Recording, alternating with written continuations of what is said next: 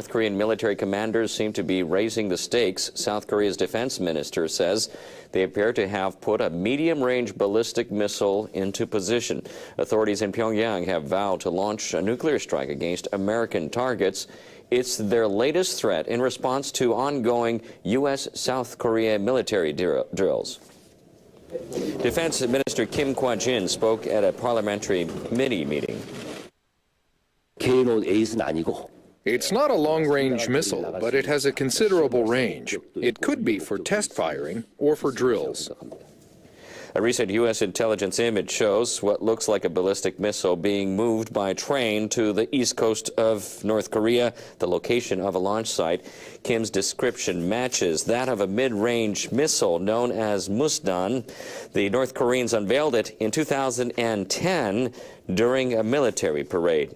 Its estimated range of 3,000 to 5,000 kilometers puts it in striking distance of Japan and a U.S. base on the Pacific island of Guam. South Korean officials say they cannot rule out the possibility that authorities in Pyongyang will fire the missile. They say they're closely monitoring activity in the north and are in contact with the U.S. and Japan.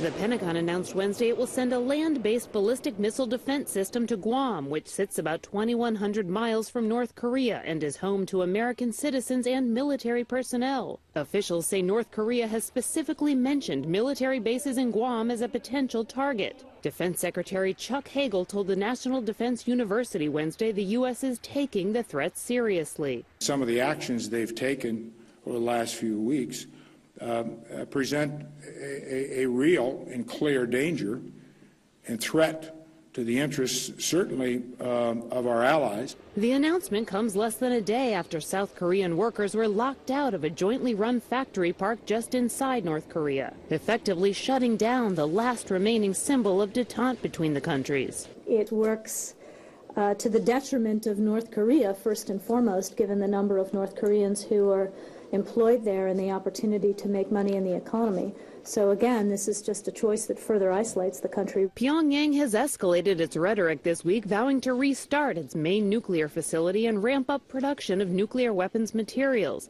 It has also threatened a preemptive strike against the U.S. The Pentagon has dispatched bombers, stealth fighters, and ships to the region. But Hagel says the U.S. is working to reduce the tensions. We are doing everything we can, working with the Chinese, others, to diffuse that situation on the peninsula. Secretary of State John Kerry will travel to the region next week. Kelly Daschle, Associated Press.